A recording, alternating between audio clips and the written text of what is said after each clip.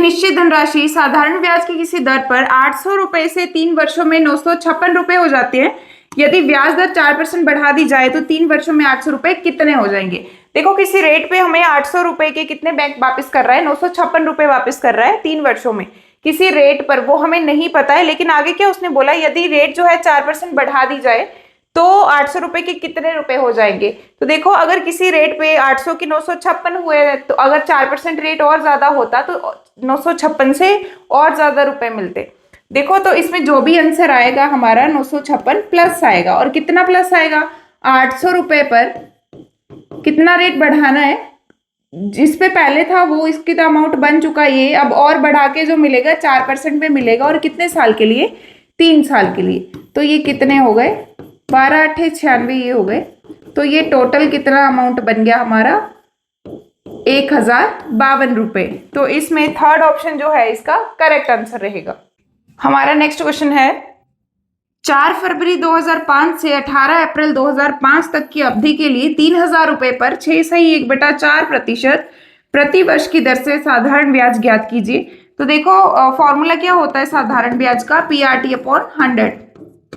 तो यहाँ पर प्रिंसिपल जो दिया है, मूलधन दिया है, वो कितना दिया है, 3000 दिया है। और रेट दिया है 25/4 बट गुणा में यहाँ पे 100 लिखेंगे। अब टाइम की जगह देखो क्या लिखेंगे, पैसे जो जमा करवाए हैं वो 4 फरवरी को करवाए हैं और निकलवाए किस दिन है, 18 अप्रैल को।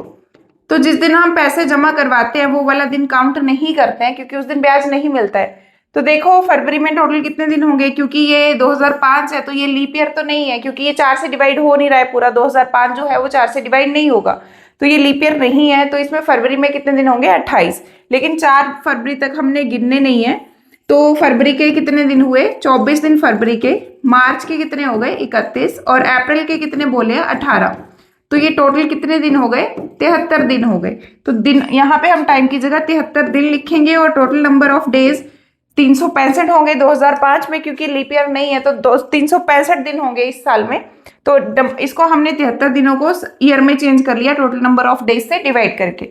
आगे कटिंग करेंगे तो ये 5 हो गए, 2 0 से 2 0 कैंसिल, ये 2 और ये 15। 15 पंजे 75/2 कितना आ गया, 37.5। तो इसमें इसका आंसर कितना रहेगा, 37.5 रुपए। हमारा नेक्स्ट क्वेश्चन है, साधारण ब्याज पर उधार दी गई एक धनराशि 2 वर्ष बाद 720 रुपए हो जाती है और 5 वर्ष बाद 1020 रुपए हो जाती है। तो ये धनराशि क्या है। तो देखिए इस क्वेश्चन में क्या बोला है कि simple interest amounts to ₹720 after 2 years and ₹1020 after a further period of 5 years। देखो यहाँ पे मिसप्रिंट हुआ है, फर्दर लिखा है, फर्दर का मतलब और अगले साल 5, अगले उससे भी जितने यहाँ तक बात हुई है 2 साल की बात हुई है, इससे अगले वाले 5 सालों की फर्दर। तो देखो यहाँ पे जब 2 साल बाद पैसे मिलेंगे तो कितने मिलेंगे, 720। और after further period of 5 years, यहाँ पे लिखा है after further period of 5 years, तो मतलब इससे अगले वाले 5 सालों में। तो 2 साल तो ये हुए, उससे अगले 5 साल, टोटल कितने साल हो गए, 7 साल। हिंदी में जो है वो मिसप्रिंट हो गया है, कितने हो जाएंगे, 1020। अब देखो 7 साल में अगर निकलवाएंगे तो इतने मिलेंगे और 2 साल बाद ही निकलवा लेंगे तो इतने मिलेंगे। तो यहाँ पे जो गैप है इन दोनों का ये क्यों आ रहा है, क्योंकि 5 साल का ब्याज मुझे यहाँ पे एक्स्ट्रा मिला है। तो यहाँ पे 5 साल का ब्याज कितना मिला है, यहाँ पे 300 रुपए। तो 1 साल का ब्याज कितना हुआ मेरे पास, 60 रुपए। अब देखिए कि जिसमें कैलकुलेशन ईजी लगती है तो 2 साल का निकाल लेते हैं। 1 साल का ब्याज 60 रुपए है तो 2 साल का कितना हो जाएगा, 120 रुपए। अब बैंक ने मुझे क्या वापस करता है, बैंक मेरे पैसे तो वापस करता ही है, जो कि मुझे निकालना है कि कितने धनराशि थी, और साथ में 2 साल का ब्याज भी वापस करेगा। और 2 साल बाद कितने पैसे वापस कर रहा है, 720 रुपए। तो मैंने यहाँ पे कितने जमा करवाए हुए थे, 600 रुपए। इसमें सेकंड ऑप्शन जो है इसका करेक्ट आंसर रहेगा। हमारा नेक्स्ट क्वेश्चन है, 9 मार्च 2003 से 21 मई 2003 तक 7 से 1/2% की दर से 1820 रुपए पर साधारण ब्याज क्या होगा।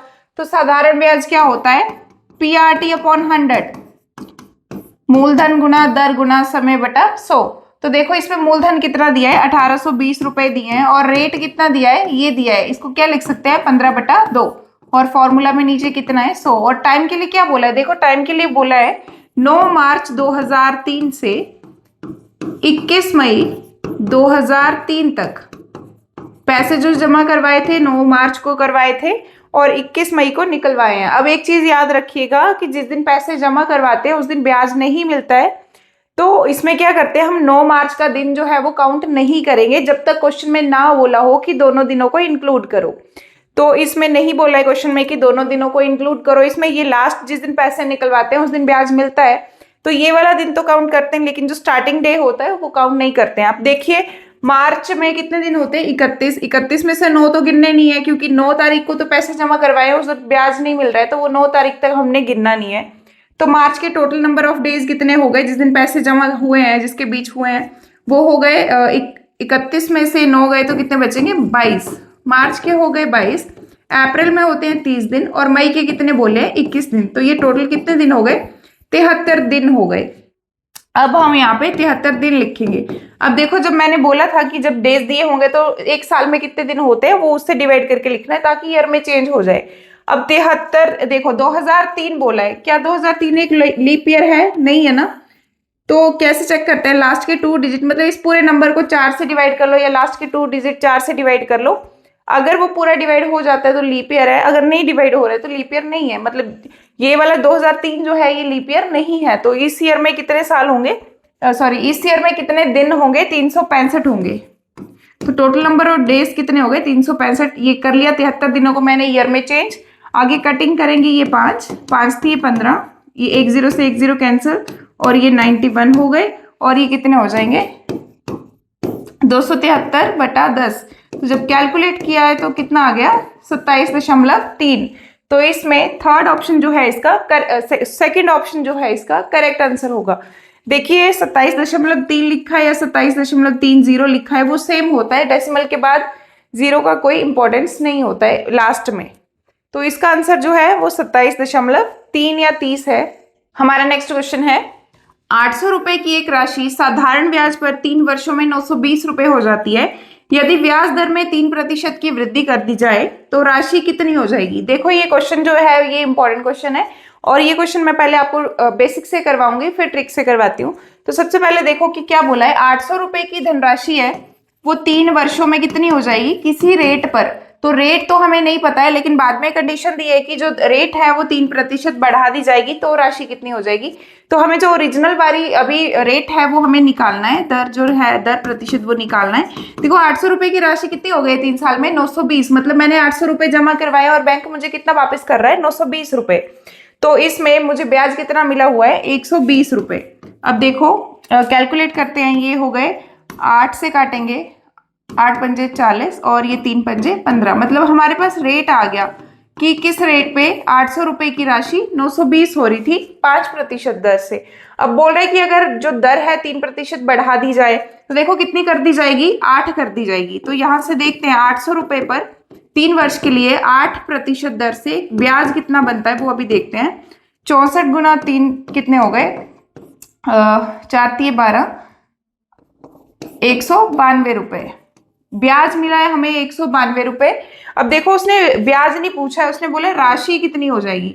अब देखो 800 तो पहले ही थे, ब्याज अनदर ब्याज कितना मिला है मुझे 192 रुपए। अब 800 प्लस 192 कितने हो गए 992 रुपए। तो इसमें फर्स्ट ऑप्शन जो है इसका करेक्ट आंसर होगा। अब देखो ये तो था बेसिक, अब मैं आपको ट्रिक से करवाती हूँ। देखो 800 रुपए में किसी रेट पे कितनी हो गई है राशि 920 हो गई है, लेकिन वो बोल रहा है कि अगर उसकी रेट जो है 3% बढ़ा दी जाए तो राशि कितनी होगी। अब आप खुद सोचो किसी रेट पे 920 हुई है, अगर रेट 3% और ज्यादा होता तो 920 से भी ज्यादा उसका अमाउंट बनता। तो जो भी हमारा आंसर बनेगा 920 प्लस मिलेगा क्योंकि रेट ज्यादा होने वाला है। अब रेट कितना ज्यादा होने वाला है 800 रुपए पर 3 साल के लिए 3% रेट ज्यादा होने वाला है। तो ये कितने हो गए 8 9 72 रुपए और ये कितने बन गए टोटल 992 रुपए। तो ये थी इसकी ट्रिक।